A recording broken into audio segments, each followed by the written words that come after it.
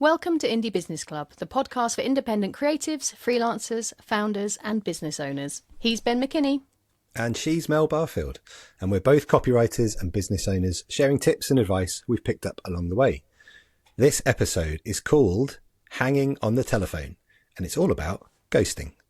On the show, we'll discuss what ghosting is and why it happens, how to prevent being ghosted, and how to respond if you get ghosted by a client or prospect.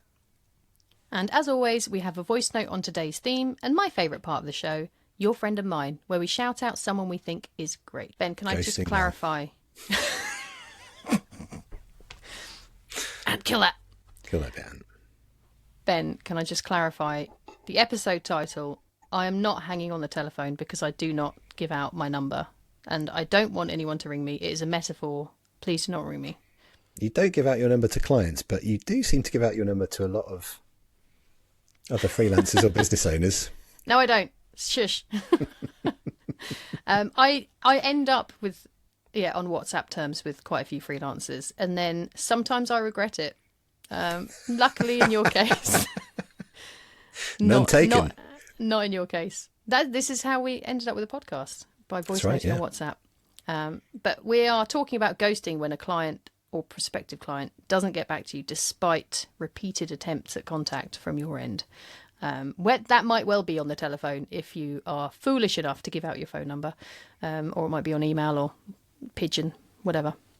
It's one of those subjects that comes around pretty frequently, I think, with small business owners on social media. It's having its little moment again. I've seen loads of posts recently with people saying they've been ghosted or it's happening more and more to them and they're not quite sure how to handle it or what to do. I think it's just one of those things that never goes away. Yeah, and with a lot of things that we talk about, I think there's a lot you can do to prevent getting to that point. But it does, definitely feels like it's an inevitability eventually. So we're going to talk about how to protect yourself from it happening and what... also, I want to go into a bit of like the other side of it, give reasons why people might end up not necessarily intentionally ghosting, but how that can kind of come about from the client. Have you ever done it, Mel? Have you ever been a ghost? Have you ever been the ghost? Not being ghosted. I have been the ghost. I'm sure I've been the ghost as well. I have, and I will confess to this happening in my personal life that I have ghosted people out of my life unintentionally sometimes. And then intentionally other times. Don't judge me. Like, not people that you're trying to buy stuff from, but actual friends. Human friends. That sounds terrible. Please don't judge me. Let's go back a step. Yeah. Because we have a voice note today, and I want to start with it. We don't often start with a voice note, but this is a nice warm one. So would you like to intro the voice note today, Ben? Yeah, sure. It's from Will Slater today. Will is a creative content specialist at 43 Clicks North. He's also a public speaker specialising in storytelling and copywriting. Let's hear what he has to say. Hey, Mel and Ben. So I guess the thing with ghosting is there's plenty of stuff you can do to try and avoid it, but it's going to happen sometimes. People are going to ghost you. So what I like to do is think of clients as being a bit like my cat. Now, my cat Mango, he likes to wander, he likes to explore, and sometimes he'll just disappear. Now, there's been times when I've had to go rescue him from a hedge a mile away from home, carry him all the way back in the freezing cold while he tries to leap out of my arms and chase after squirrels. There's been other times where he's been completely off the grid, not been able to find him, and we've just had to wait for him to rock up in his own good time. What I'm trying to say in a slightly contrived way is it's always worth chasing those clients that have ghosted you. It's always worth being proactive. But also, you just have to accept that sometimes they're not going to come back, or they're not going to come back until they're ready. Unless, of course, they actually owe you money, in which case, get out with the big guns and the dogs, the bloodhounds, and chase them down. That's a different thing entirely. All right, thank you, Will. You can find Will and his cat Mango on LinkedIn, where he regularly updates us on Mango's antics, along with useful marketing tips. Mango, don't go for the squirrels. You'll get your face ripped off. Well, just quickly add, Will and I both spoke at Brighton SEO last year, and he is one of the loveliest people. Incredible beard game as well. He could teach you a few things about growing a beard. That sounded horrible. I didn't mean it like that. So thanks for that, Will. He's a lovely man. Go and follow him. What do you think of the idea that it's inevitable? I do think it is definitely inevitable in the world. Like, even if you have the most ironclad processes in place to prevent it happening, there's always stuff going on the other end that you don't know about. So there's always the chance that you can be ghosted, even if you're the perfect freelancer and you do all of your due diligence and you vet your people that you might work with 10 times over before you actually start working with them. I just think that's life. And there are loads of reasons. Should we go into a little bit about why people might ghost, might disappear? Yeah, just before we do, I was just going to sort of add on to that. I think I agree with you. I think it is probably inevitable, just, in life in general. I kind of describe it as almost the cost of doing business in some senses. That if you put yourself out there and you want people to come to you and you want to generate leads and then, see where they go, that at some point it is going to happen. But Will used the word proactive in his voice note. And maybe once we've gone through kind of the reasons why it happens, we can focus on that, because I think that's a good one. I think there are proactive ways you can do to, not to eradicate it, but minimise it. Yeah, definitely. Yeah. Well, he also mentioned you should definitely chase them up, because I think one of the reasons that people end up ghosting isn't intentional. Often it's overwhelmed. They've got too many things on their to-do list, or and this is where, I said, like, I've ended up accidentally ghosting friends to the point I'm like, oh man, because I wait too long, because I want to wait for the right time when I've got enough time to properly reply to them and give them the time and attention they deserve. And then that doesn't happen. And then it becomes an embarrassing long amount of time. And I've even reconnected and then done it again because, and so it's not necessary. If you're the one being ghosted, it's not necessarily, it's not you, it's them. I feel like I've done that as a service provider, not as a potential client. We're kind of looking at this through the lens of, if you're an indie business owner, how do you stop clients ghosting you, or potential clients or leads ghosting you? And I feel like I've probably done that on the flip side, and actually either through a little level of overwhelm have then left a quote or a lead too long to then feel like, if I reply now, it's really embarrassing. They must have got somebody else by now. And if they haven't, why would they want to work with me? Because I've not been very reliable. I haven't come back to them. So yeah, and you talk yourself out of definitely following up, and then that just makes you an even worse ghost. Why do we do this to ourselves? Yeah, this has turned into a confessional. But it might also be that they feel bad that they have to say no because your budget, their budget doesn't match what you've said, or maybe the person that you've been dealing with has left the company and no one else can be bothered to pick it up. Yeah, we had that recently, actually. Did you? Yeah, somebody we'd done some work for a firm, and a different person that we dealt with got in touch with us and said, "Can you do?" I think it was some training based on, like a full team training based on the work that we produced for them. We're like, "Yeah, it could do it this kind of time of the year, and it would be this much money," and never heard another thing. And then it was like 2 weeks ago, I found out by chance, by a post on LinkedIn from the original person that we dealt with in the company, that everybody just got made redundant. So it just like, that was the reason. We didn't chase it up, and we never found out. So that was why it happened. Yeah, it's almost always not because they hate you. Or it might be, I've had it before where, but I've always been told, I'm quite lucky I haven't been ghosted too much, but they've decided to do the project in-house instead of having a freelancer do it. That's a reason I've been given. So if you're being ghosted, maybe they've decided to do that and just kind of not told you. And maybe if you're dealing with lots of different people, then everyone's thinking, oh, well, someone else will reply to Mel. Someone else will deal with that. It's not my problem. So there are lots of reasons why people end up ghosting. There is also the reason that they're just inconsiderate, horrible people. That might be a reason, but it's probably not. It's probably one of the other reasons, like being overwhelmed with jobs to do. And so don't feel too bad. Don't take it personally, I'd say, if you're being ghosted. I think the only time maybe to take it personally is if you've done some work for the client and then they disappear or ghost you when it's time for payment, and don't kind of talk to you then. That's probably the time to take it personally and to maybe take things up a notch. As Will said, that's when you set the hounds on them, because you deserve to be paid. But I think freelancers, that maybe it's a creative thing. Do we default to thinking that we've done something wrong? Is that like, so if they don't pay, then do you tell yourself a story that it's because it was rubbish and I should just get a job again? Maybe. I guess it depends on the level of communication that you've had up to that point. No, I don't know about that. I'm not sure that is the case. Maybe as on freelancers as a whole it is, but that's probably a bit of a generalization. I think it comes down to, I talk a lot about sales processes, don't I? And I'm not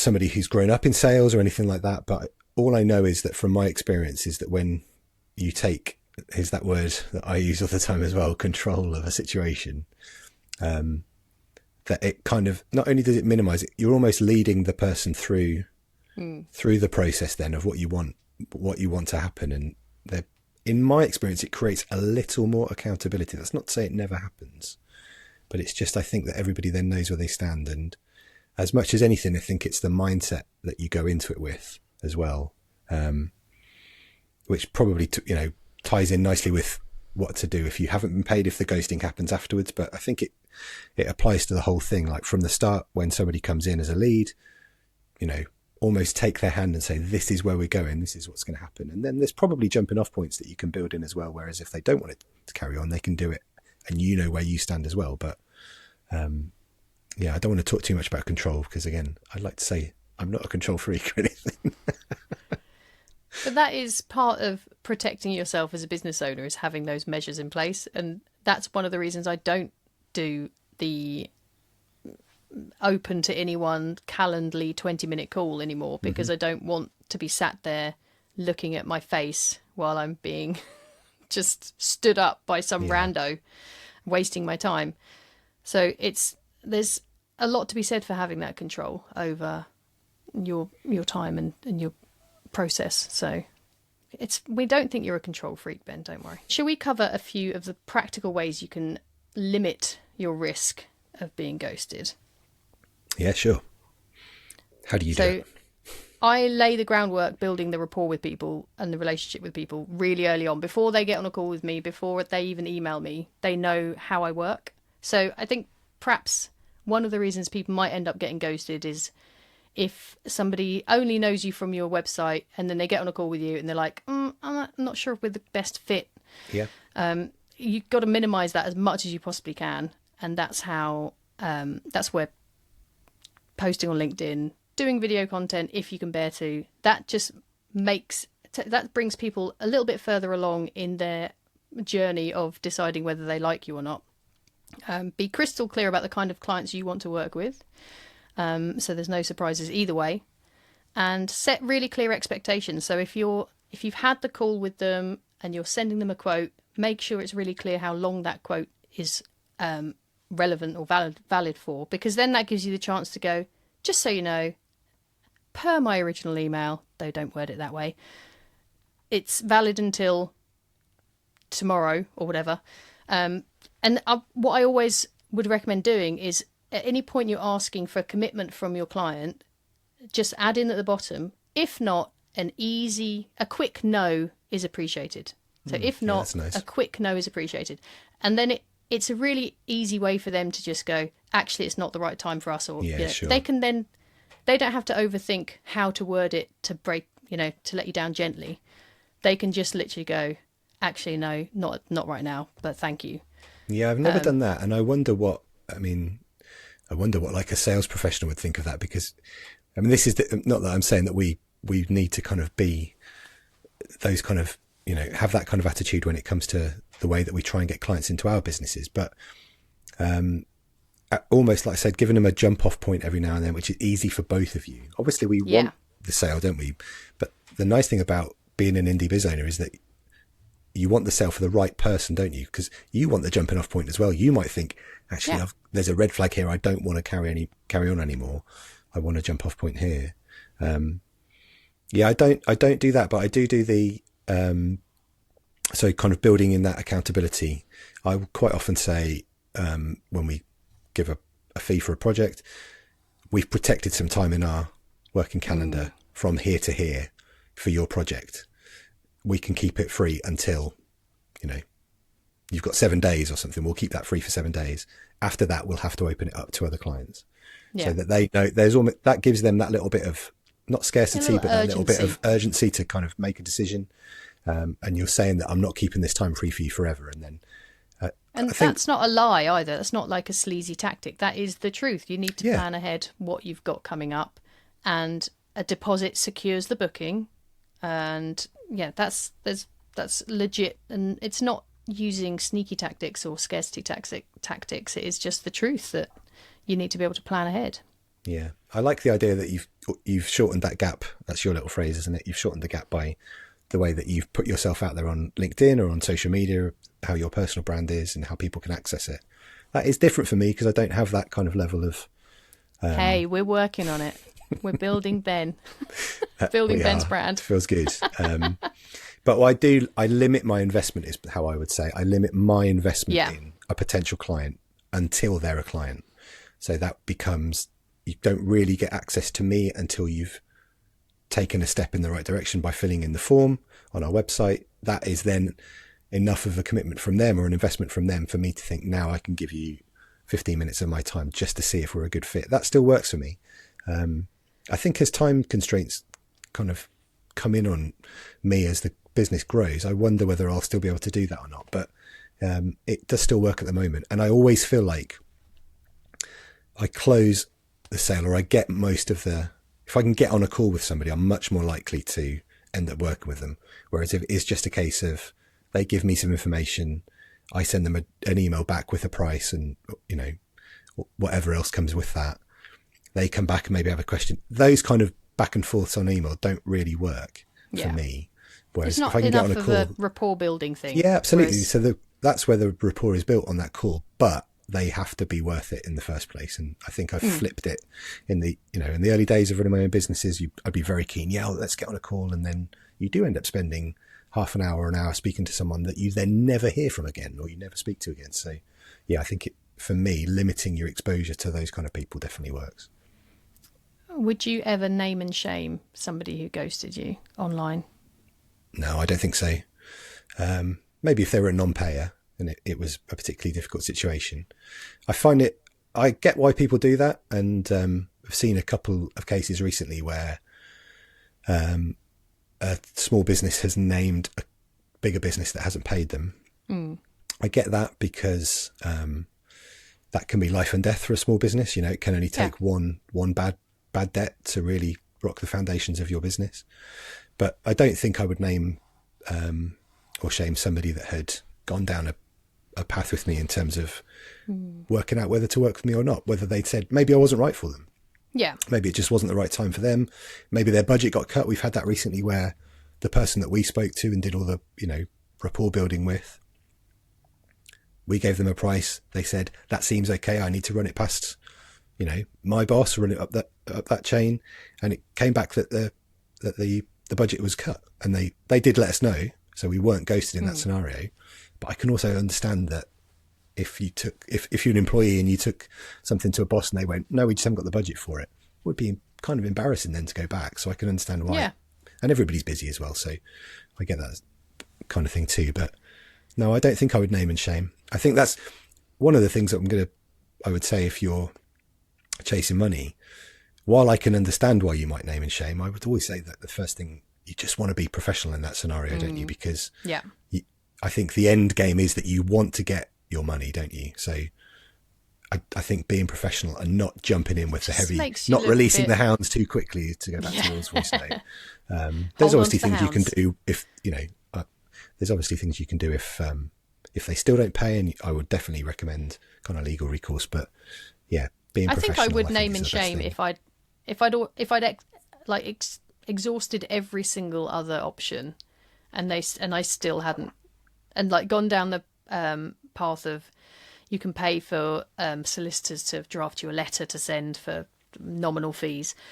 If I'd done all of that and they were being belligerent about not paying, I think that's only then would I consider naming and shaming, and I still probably wouldn't. I probably rant about it without naming who it is, because you still just don't know, and I don't think it's ever a good look to. Yeah, I agree, definitely. I was just going to say that. Clients. I can understand why you do it, but I just don't think it's. You'll get sympathy and empathy from people who have been in a similar position to you, but I always wonder if another client's looking at you, wondering whether you're the kind of person that they want to work with, or you're the kind of business that they want to work with. I don't know. That just give them a little kernel of exactly, or just yeah. I wonder if that would just create a little kernel of doubt in their mind. Yeah, but I think I put the fact I haven't been ghosted for quite a while, I do put that down to the processes I've got in place, and I don't want to victim blame if anyone listening has been ghosted. I'm not saying it's your fault. I'm saying that there are ways to be proactive about trying to minimise the risk of it. If it does happen, then yeah, certainly pursue. I think a free agent has a blog with some templates for emails or letters that you can write. So we'll link to that in the show notes. And Ben, you're an FSB member, and they do they've got some resources as well, haven't they? Yeah, membership of the FSB is something I'd probably recommend to most self-employed people or people who run their own business. I'm not a member. It's not massively expensive.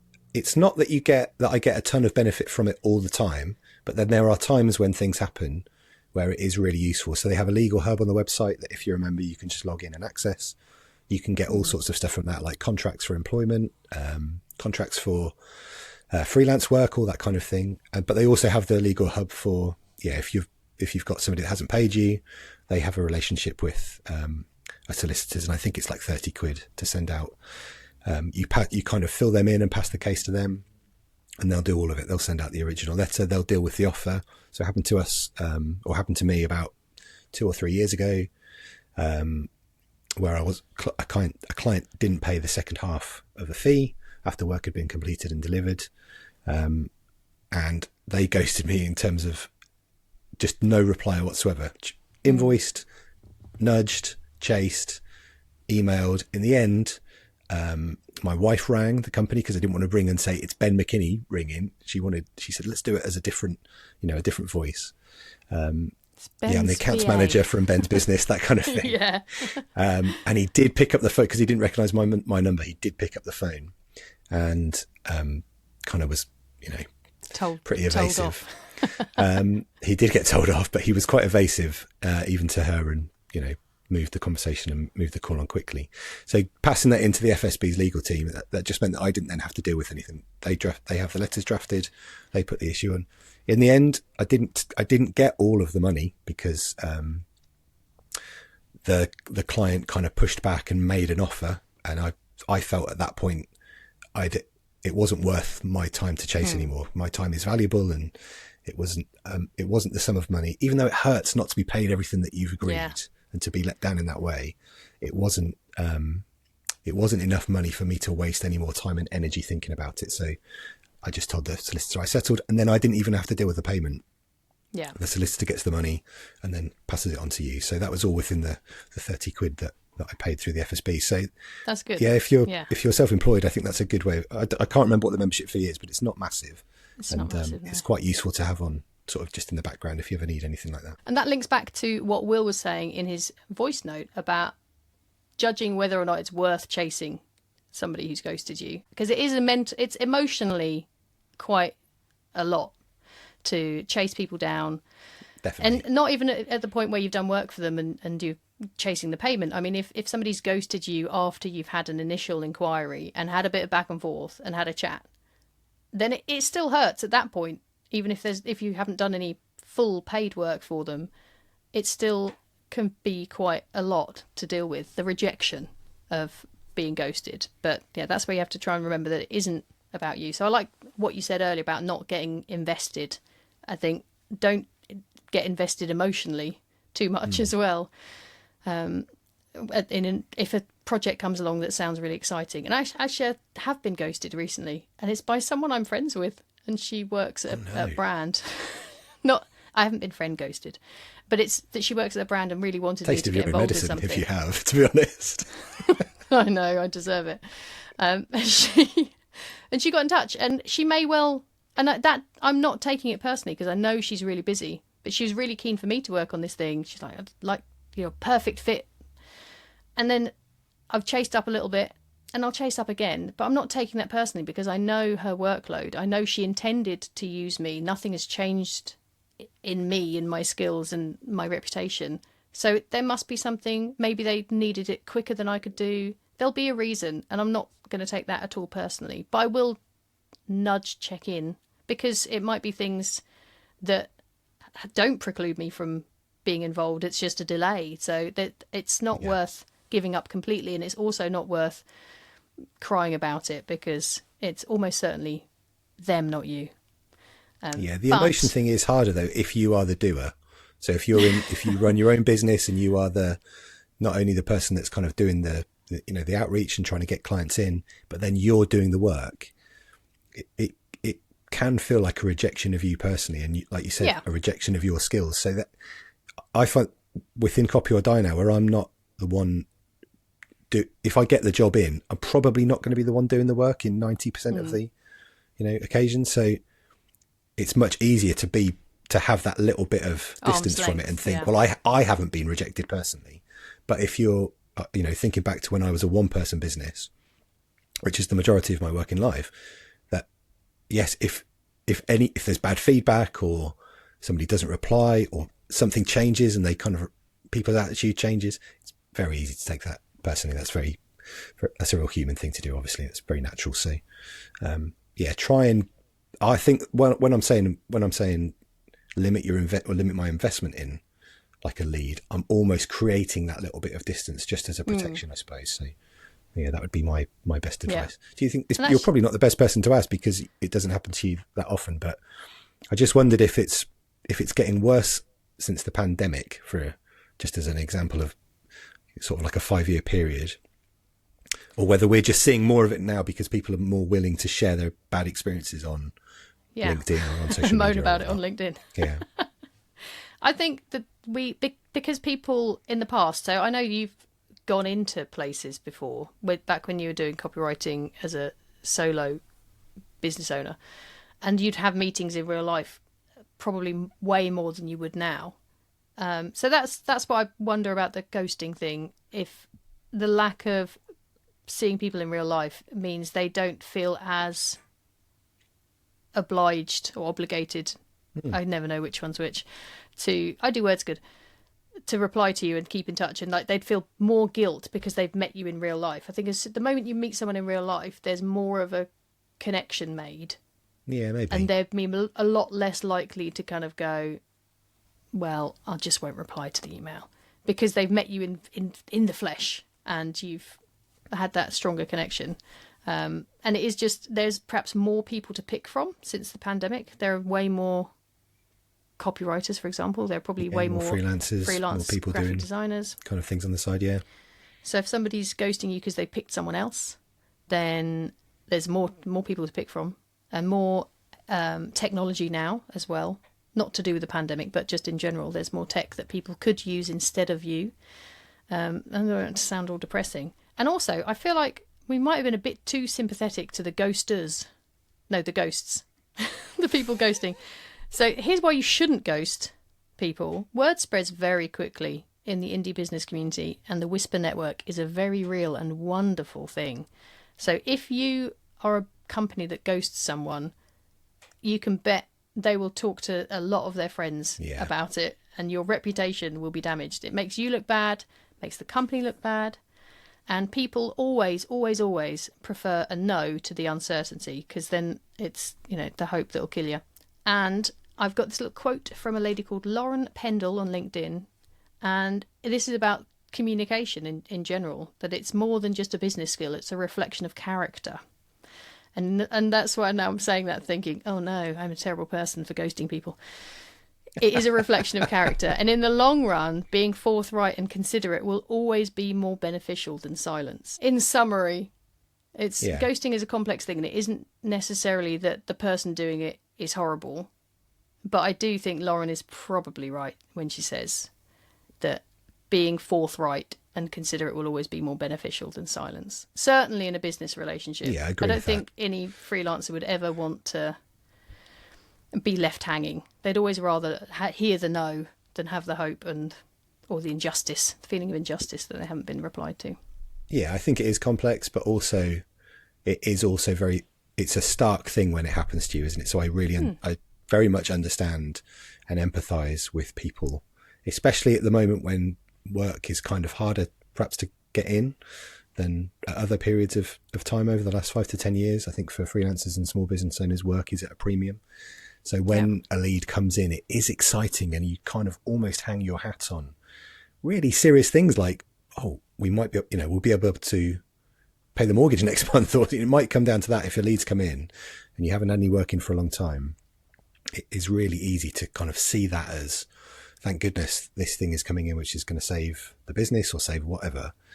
And if then it disappears, it is real, it can be devastating, can't it? So I can see both sides of it, like you say, complex on one side, but also really harsh when it happens to you on the other side as well. Should we cheer ourselves up with Your Friend of Mine? Yeah, absolutely. Your Friend of Mine is Mel's favourite feature, and this week, our friend of the show... You love it too, stop it. Stop pretending you don't like it, or I'll ghost you. This week, our friend of the show is the lovely Heather Pownall. Heather's an award-winning media and marketing consultant with more than 25 years' experience. She helps organisations grow memberships, sell out events, and build standout branding with smart, stress-free marketing in as little as 60 days. She owns Heather's Media Hub, and you can find her at hmhub.co.uk. And you can also connect with her on LinkedIn, which I would definitely advise you to do. Yeah, Heather is a lovely human being. I've been lucky enough to meet her in real life. She's also the producer of Your Friend of Mine, Ange Lyons' podcast, Creatives Like Us. So she's just a love. She's another one of, she's like Ange, sunshine. Lovely Ange's human. podcast is brilliant as well. I would absolutely encourage anybody listening to this to go and listen to that as well. Find it and listen to it, because it's really, really good. It is. There you go. That'll do for today. Thank you for listening. If you found today's episode on ghosting useful, or if you've got any experiences around being ghosted that you think would help our listeners, you can email us here at the show, which is show@indiebusinessclub.com. If you do, then we might be able to revisit this kind of subject in a little B-side minisode. So do get in touch if you've done that. And if you're enjoying the show, there are a few ways you can support us. You can subscribe wherever you get your podcasts.